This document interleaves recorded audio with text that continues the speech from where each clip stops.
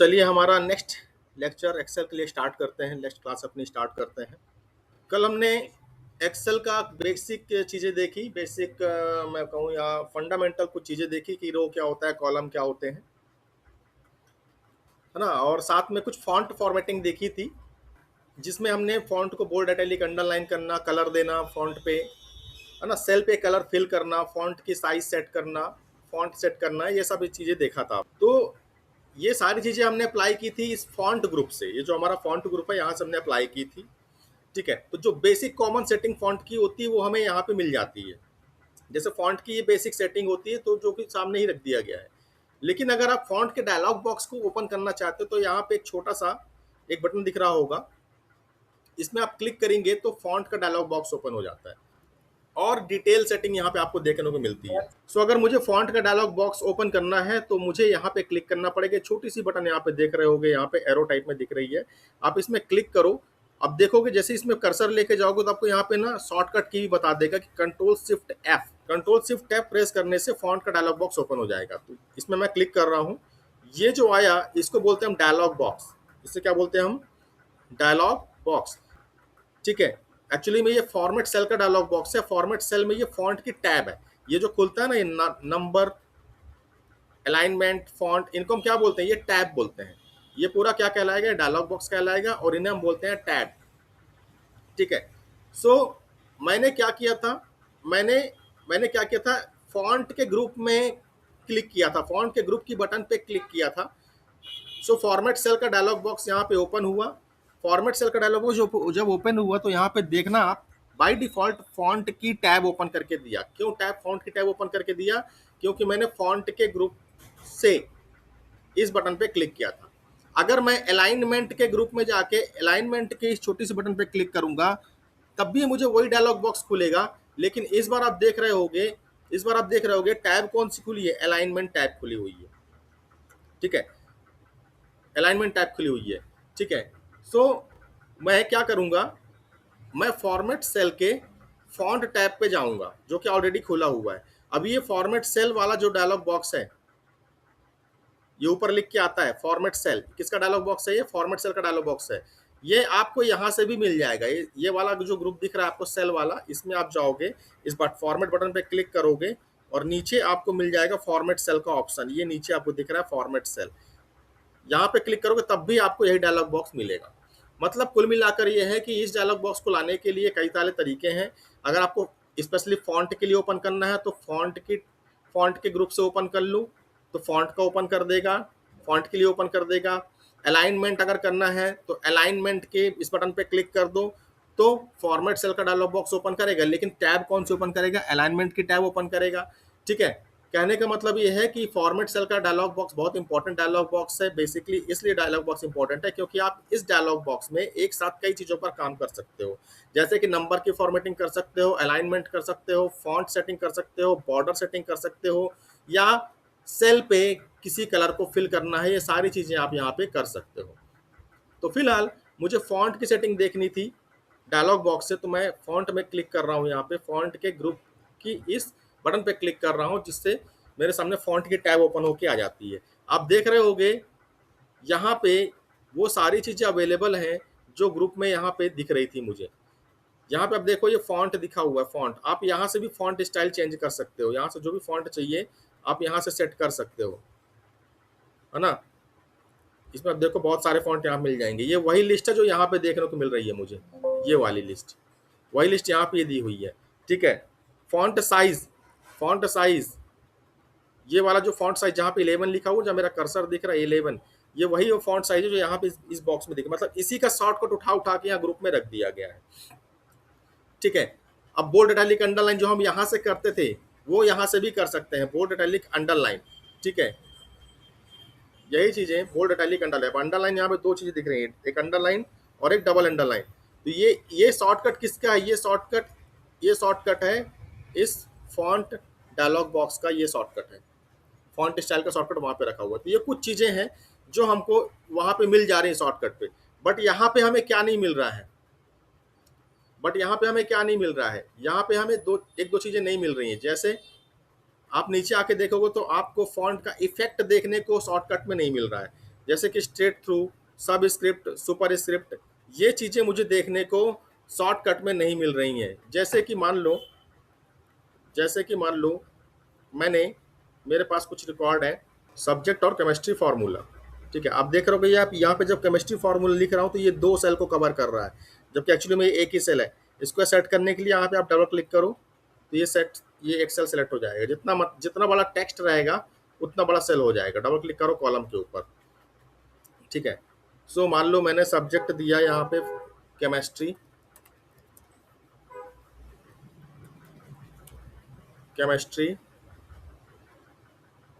अब मान लो केमिस्ट्री पे पानी का जो फार्मूला होता है, पानी का फार्मूला क्या होता है, किसी को पता है? H2O, H2O है ना। या मैं सब्जेक्ट की जगह में एलिमेंट कर देता हूँ, एलिमेंट। सो यहाँ पे मैं लिख देता हूँ वाटर। तो वाटर का फार्मूला है H2O। कार्बन, अब कार्बन का क्या होता है? CO2, यही होता है ना, CO2।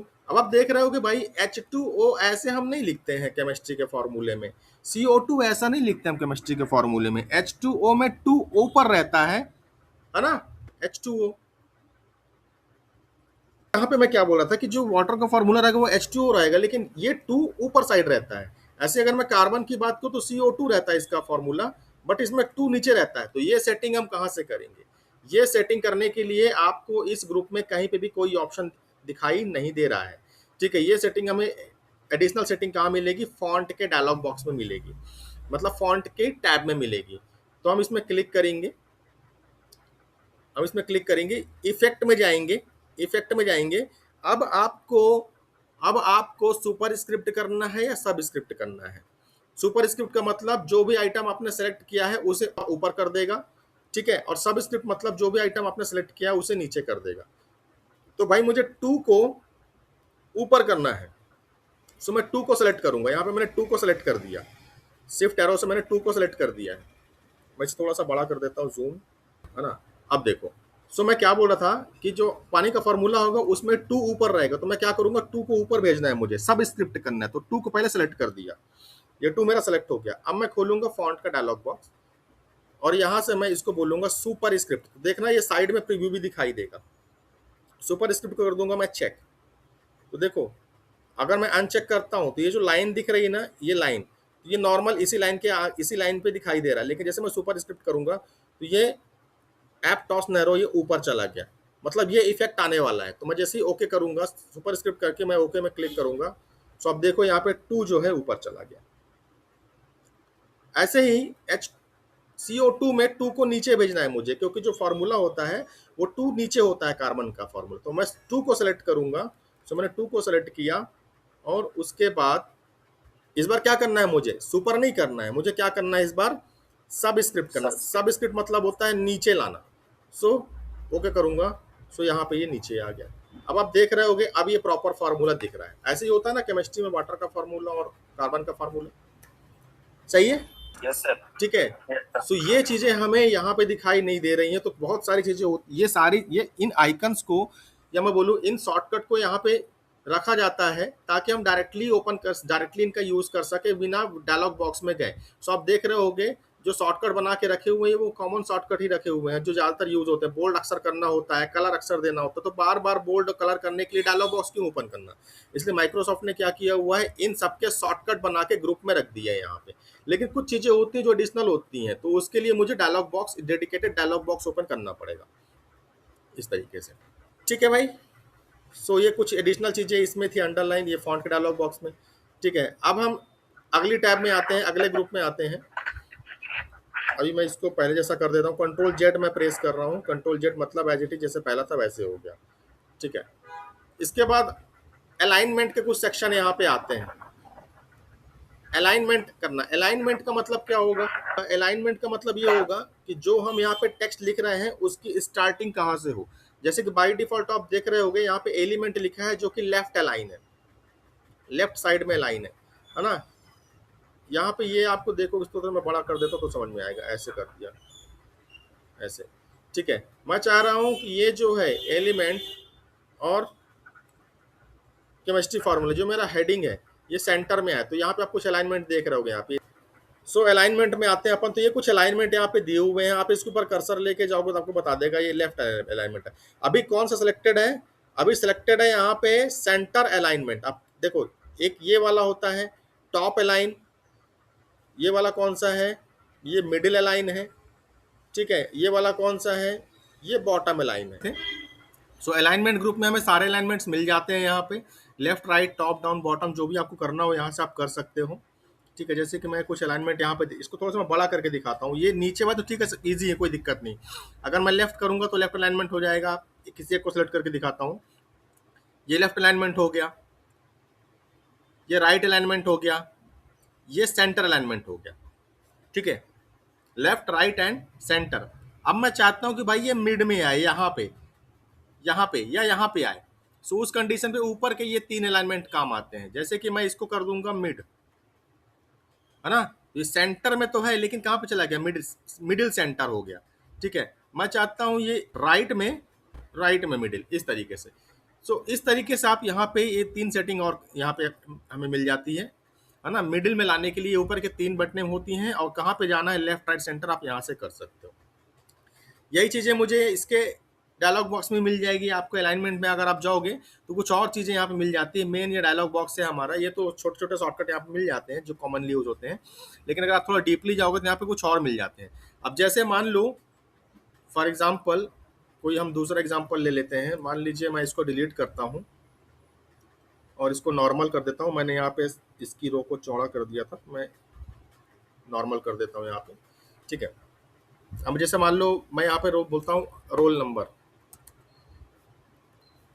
ठीक है, रोल नंबर, फिर मैंने बोला यहाँ पे name, roll number name and मैंने बोल दिया फीस, ठीक है, roll number name and fees, ठीक है। अब मैं क्या कर रहा हूँ, कुछ रोल नंबर भी दे देता हूँ, roll number suppose Amit, roll number 101 Amit, fees 1000, कुछ भी, ठीक है। अब क्या करना है मुझे, ये जो रोल नंबर है ना, इसे मुझे थोड़ा इसका जो एंगल है वो मुझे चेंज करना है, ओरिएंटेशन जिसे हम बोलते हैं। सो ओरिएंटेशन आप यहाँ से चेंज कर सकते हो। इसका टेक्स्ट अलाइनमेंट में जाओगे, टेक्स्ट अलाइनमेंट के बॉक्स के बगल में आपको यहाँ पे डिग्री मिल जाएगा, ये ओरिएंटेशन है। अलाइनमेंट तो ठीक है, वही वाला अलाइनमेंट है, लेफ्ट राइट सेंटर जस्टिफाइड जो हमने अभी यहाँ पे देखा, वो यहाँ पे आप कर सकते हो, ठीक है। मैं इसकी बात कर रहा हूँ, ठीक है। बाय डिफॉल्ट ये कहाँ पे है अभी, 0 डिग्री पे है ना। अगर मैं इसको ऊपर लेके जाऊंगा तो पहले मैं सेलेक्ट कर दूं, सिलेक्टेड है क्या, रोल नंबर को मैं पहले सेलेक्ट कर दिया। अब मैं चलता हूँ अलाइनमेंट में और मैं इसकी डिग्री चेंज कर रहा हूँ। मैं इसको हुक है जो यहाँ पे, इसको पकड़ूंगा और इसको ऊपर लेके जाऊंगा। मैंने 45 डिग्री का एंगल यहाँ पे दे दिया है, और जैसे ही क्लिक करूंगा तो ये 45 डिग्री का एंगल पे ये रोटेट हो जाएगा। इसको बड़ा करोगे तो दिखाई देगा इस तरीके से। ऐसे ही नेम को करना है अगर आपको, एक बार फिर से बताइए, एक बार फिर से बताइए। हाँ फिर से बता रहा हूँ, ऐसे ही नेम को अगर करना है मुझे, नेम का भी एंगल चेंज करना है। सो मैं अलाइनमेंट में जाऊंगा और यहाँ पे इसकी डिग्री को जाके चेंज कर दूंगा। इसकी डिग्री मैं 45 कर देता हूँ, 45। सो आप देख रहे हो यहाँ 45 लिख के आ गया, है ना। ये कहाँ तक जाता है, ये पूरा जाता है कहाँ से, 90 डिग्री तक। और नीचे अगर आओगे तो नीचे जाएगा -90 डिग्री, बीच में आओगे तो ये 0 डिग्री। 0 डिग्री दैट मीन्स आपको जो टेक्स्ट दिखाई देगा वो एकदम सीधा दिखाई देगा। 45 कर देता हूँ मैं, 45 डिग्री, एंड ओके में क्लिक करूंगा। देन ये क्या हो गया, ये नेम इस तरीके से हो गया। आप देखे होगे अक्सर कई सारी एक्सेल शीट्स आती है जिसमें इस तरीके से हेडर दिखाई देते हैं। जैसे कि मान लो मैं इसको फीस की जगह मैं सब्जेक्ट कर देता हूँ, सब्जेक्ट, ठीक है,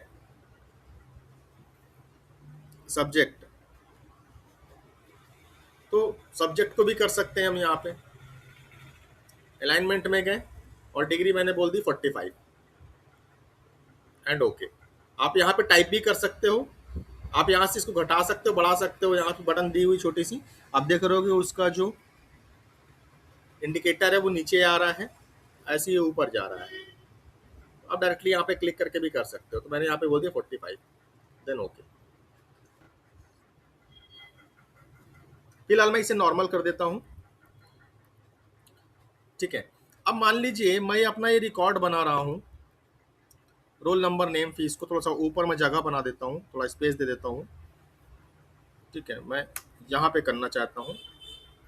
ठीक है, रोल नंबर नेम फीस। ठीक है, इसके बाद में अगला मेरा रोल नंबर हो गया 102, नेम हो गया सपोज मैंने बोल दिया यहाँ पे रवि, एंड फीस सपोज मैंने बोल दिया 2000। ऐसे ही 103, नेम मैंने बोल दिया यहाँ पे राहुल, एंड फीस मैंने बोल दिया यहाँ पे 3000। ठीक है, सो मैं क्या चाह रहा हूँ कि पहले मैं इसका बॉर्डर लगा देता हूँ। सो मैं सेलेक्ट किया और यहाँ पे मैं गया और यहाँ पे मैं कोई एक बॉर्डर ले लेता हूँ, आउटसाइड बॉर्डर ले लेता हूँ, है ना, आउटसाइड बॉर्डर। तो किनारे किनारे इसके बॉर्डर आ जाएगा इस तरीके से।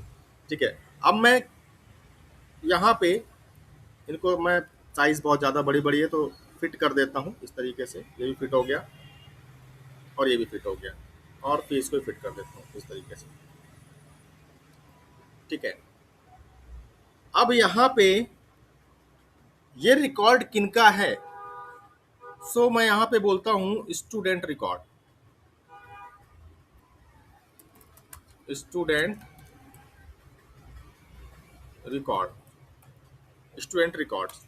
तो आप देख रहे होगे यहाँ पे, यहाँ पर आप देख रहे होगे ये वाला जो सेल है ना स्टूडेंट रिकॉर्ड, ये दो सेल को कवर कर रहा है, एक ये वाला और दूसरा ये वाला, है ना। डीएस कहाँ पे आ रहा है? डीएस सेकंड सेल में दिखाई दे रहा है, जबकि है नहीं।